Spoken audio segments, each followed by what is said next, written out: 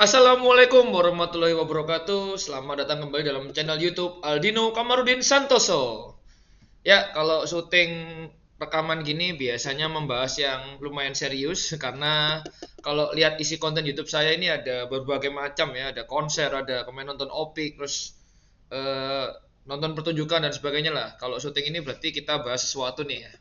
Oke, saya mau membahas yaitu tentang mungkin bisa dinamakan praktek baik dalam mengajar atau jadi guru ya, karena lagi rame juga di kalangan guru itu berbagi praktek baik. Jadi saya pengen nih berbagi cara ngajar atau metode atau teknik mengajar, terserah mau nganggapnya apa. Intinya bagaimana cara mengajar atau memodifikasi apa namanya dari modul atau dari buku menjadi cara mengajar yang menurut saya ini patut untuk dibagikan atau mungkin ada yang terinspirasi. Semoga saja begitu ya. Jadi ini adalah mapel bahasa Inggris. Jadi tahun ajaran 2023-2024 ini adalah pertama kali saya ditunjuk sebagai guru bahasa Inggris gitu kan. Setelah kurang lebih 6 tahun, ini tahun ke-7 malah jadi bahasa Inggris. Sebelumnya PPKN, sebelumnya lagi IPAS, sebelum lagi biologi, fisika, matematika sempat juga gitu. Nah, ini tahun pertama ngajar bahasa Inggris ya karena berbagai faktor ya, karena mungkin ini faktor positifnya adalah saya mempunyai potensi mungkin ya dianggap seperti itu oleh pihak sekolah. Faktor yang lain adalah ya karena kekurangan guru dan akhirnya guru yang ada dimaksimalkan gitu kan. Akhirnya ya mau nggak mau sebagai karyawan dan sebagai guru yang harus bertanggung jawab terhadap apa yang diamanahkan, saya menerima amanah tersebut dan berusaha untuk memberikan yang terbaik ketika mengajar gitu kan. Alhamdulillah sudah mendapatkan banyak tambahan ilmu wawasan di PPG, mungkin bisa nonton video PPG saya ada. Maksudnya ya di situ saya mendapat banyak pengalaman dalam teknik mengajar, cara mempersiapkan materi pelajaran, perangkat dan sebagainya sampai pada pelaksanaan. Nah, akhirnya apa yang saya pelajari tersebut ya saya terapkan gitu kan di dalam pengajaran bahasa Inggris walaupun belum sepenuhnya mungkin sesuai, tapi setidaknya basicnya udah ada, tinggal diimplementasikan ke mapel-mapel yang lain. Nah, ini tiba pada bahasa Inggris itu. Bagaimana cara mengajar bahasa Inggris di tempat saya gitu kan, dimana di sini kondisinya ya anak-anak belum sepenuhnya minat, terus secara kemampuan itu belum sepenuhnya rata dalam tahap yang tinggi gitu kan. Jadi di sini rata-rata anak-anak saya lihat sih rata-rata itu ya melihat bahasa Inggris itu adalah sesuatu yang seram gitu. Gak bisa bahasa Inggris pak, gak ngerti pak, udah pak saya orang Indonesia lah dan sebagainya. Nah, makanya bagaimana pinter-pinternya guru itu mengemas suatu mapel, suatu pertunjukan dalam mengajar itu menarik dan membuat mereka itu nyaman dan bahasa Inggris itu tidak sejauh yang mereka bayangkan karena mereka kan mikirnya susah, sulit, pengucapannya rumit dan sebagainya. Makanya saya mencoba membawakan bahasa Inggris ini dengan gaya saya, dengan style yang santai dan jangan takut untuk memulai, jangan takut untuk salah, jangan merasa bahwa itu terlalu susah gitu kan. Insya Allah semuanya bisa jika berusaha, jika mencoba gitu kan. Nah, tiba pada mapel yaitu mapel bahasa Inggris di bab job interview. Ini kelas 12. Ini praktek baik saya karena barusan saya menerima kabar akhir-akhir ini ya, beberapa hari yang lalu itu ini babnya job interview dan alumni ini tiba-tiba ngechat saya gitu kan. Dia mengucapkan terima kasih Pak karena atas bantuannya saya bisa diterima gitu kan. Padahal ya maksudnya saya menjawab saya nggak, kan kamu sendiri yang berusaha gitu kan. Cuma dia merasa mungkin ilmu yang kemarin barusan diajarkan gitu kan di kelas 12 semester 2 gitu kan kepake langsung di dunia dunia nyata gitu kan. Walaupun ini apa namanya kan mungkin surat lamarannya dia kan ya sama job interviewnya kan bahasa Indonesia biasa, tapi mungkin ada banyak hal tertentu dalam mapel itu atau dalam pembelajaran itu yang membuat dia menjadi keinget gitu kan. Akhirnya dia mengucapkan terima kasih ke saya dan selamat semoga sukses gitu kan. Dan dia ngomong kan terkhusus pada saya merevisi bagian surat lamarannya sih sebenarnya, surat apa itu application letter. Jadi sebenarnya ini dia sukses nembus di apotek gitu kan. Selamat untuk Ratna dan Anissa dari alumni 12 Farmasi TLM itu udah keterima, sempat revisian surat lamaran kerja ke saya gitu kan. Jadi saya waktu itu sebenarnya cuma merevisi yang nggak terlalu banyak sih, cuma yang kayak penulisan titik, koma, tanda baca, huruf besar, huruf kecil gitu aja sebenarnya. Tapi disitulah saya ingin menekankan bahwa yang kecil-kecil itu kadang disepelein, tapi disitulah kelihatan bahwa level integritasmu atau level bagaimana kamu berpikir di situ lah. Akhirnya anak-anak itu nurut dan alhamdulillah sekarang keterima. Nah, sebelum sampai situ ada lagi yang cerita gitu kan, Pak. Kemarin itu saya teringat waktu pembelajaran job interview lah. Berawal dari pembelajaran saya keinget ada kasus yang dibahas di situ gitu kan, yaitu simple sih sebenarnya. Tapi ini sangat sering terjadi ketika udah memasuki ke dunia nyata gitu kan.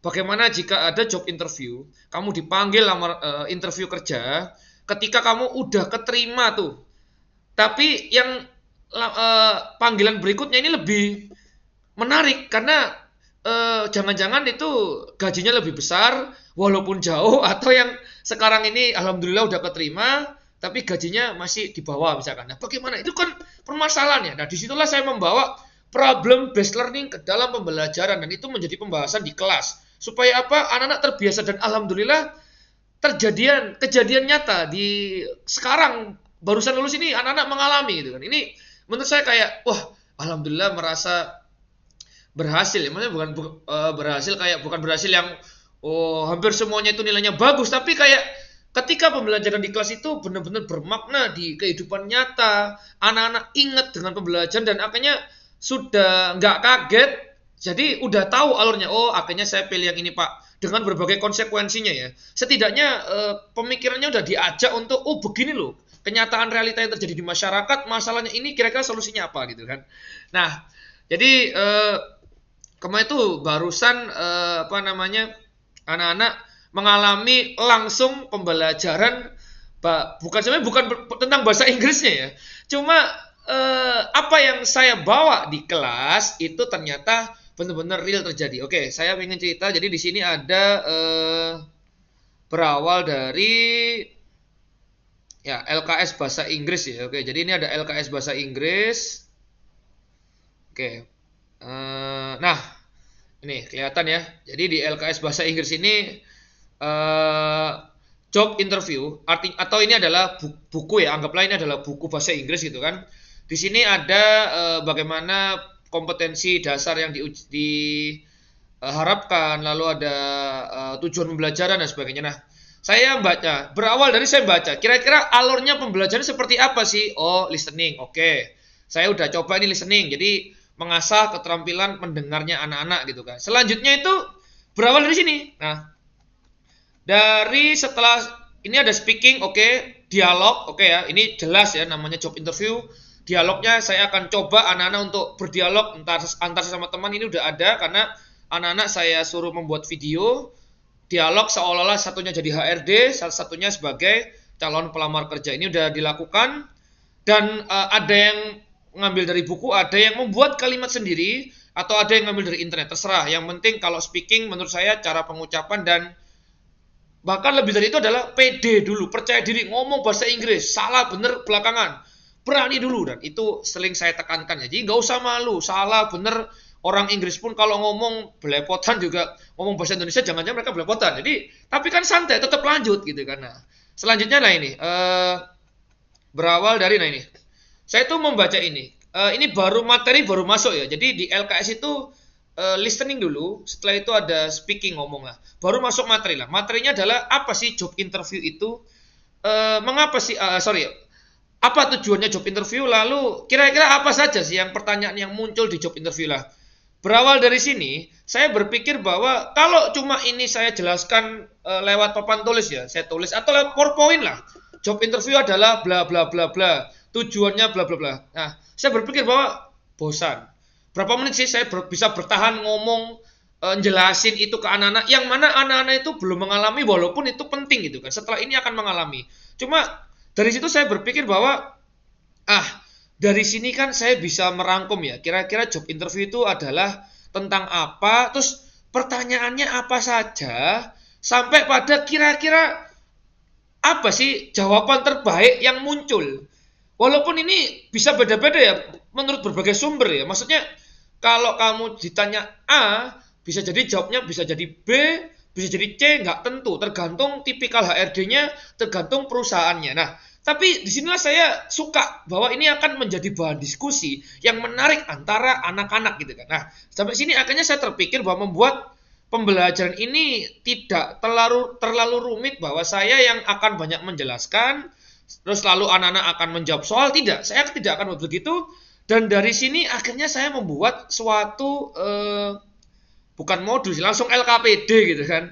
Nah, LKPD-nya ada di sini. Sorry. Ada di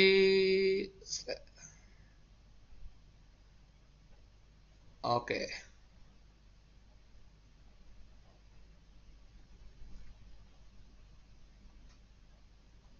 Oke. Ini ada di sini. Oke, sip. Nah, oh ini masih nilainya. Ini dia. Ini dia. Oke, ntar. Kita besarkan dulu.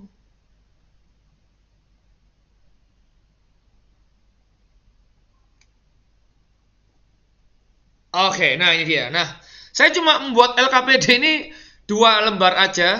Jadi cuma sampul lah. Ini sampulnya udah. Jadi biar kelihatan keren aja, ada sampulnya gini kan. Ini ngambil dari Google. Terima kasih Google. Lalu lah ini. Cuma ini aja. Ini yang paling penting ini. Nah, moga-moga kelihatan ya. Tapi kalaupun nggak kelihatan, ini nanti bisa, kalau mau ada yang mau bisa saya kirimkan gitu kan. Jadi biar semuanya bisa melihat gitu kan. Oke, nah cuma ini aja sebenarnya. Nah, jadi saya membuat lembar kerja ini, sorry. Nah, membuat lembar kerja ini cuma checklist ini aja. Jadi ini saya langsung bagi kelompok, satu kelas menjadi 2 kelompok besar gitu kan. Yang kelompok satu menjadi tim HRD, yang kelompok berikutnya menjadi calon pekerja atau employee kandidat. Nah, di sini saya beri beberapa lembar kerja untuk dikerjakan. Yang pertama adalah choose your role between as human resource department or as employee candidate. Oke, kelompok 1 milih sebagai apa, kelompok 2 sebagai apa. Kita bikin kesepakatan. Yang kedua, nah ini, jawablah pertanyaan berikut ini. Ini anak-anak langsung saya kasih pertanyaan, jawablah menurut sudut pandang masing-masing. Jadi saya bagi 2 sudut pandang. Yang satu sebagai HRD, yang satu sebagai calon pencari kerja lah. Berarti akan ada jawaban menurut versi HRD dan menurut versi calon pelamar kerja. Yang ketiga, cari tahu, find out about what your role should do to give the best.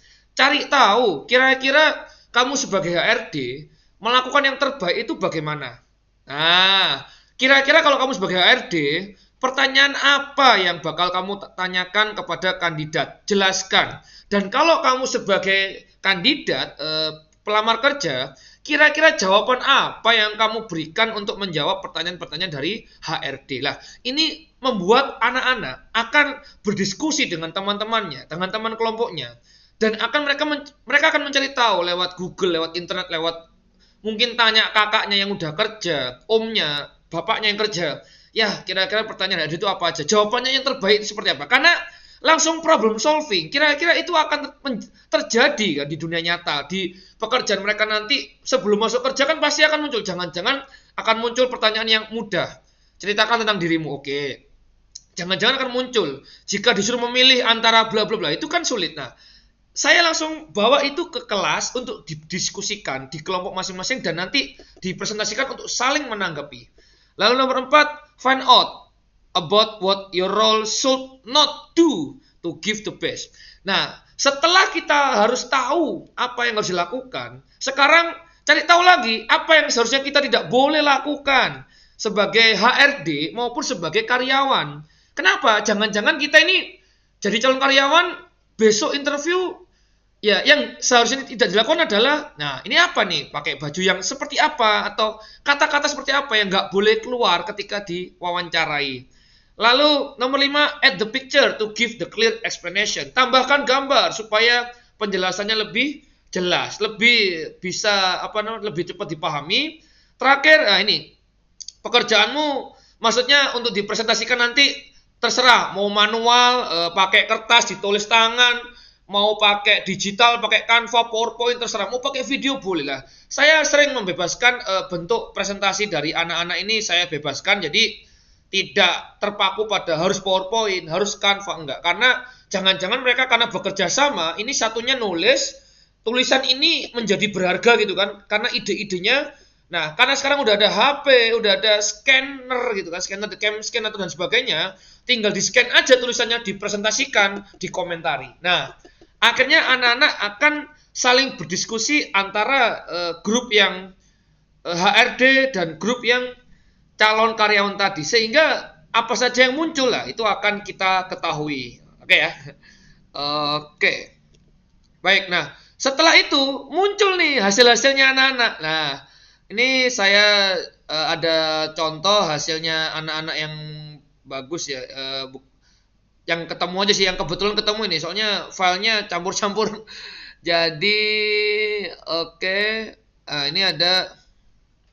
Nah, di sini ada nih hasilnya anak-anak. Nah, ini ada hasil dari HRD tim.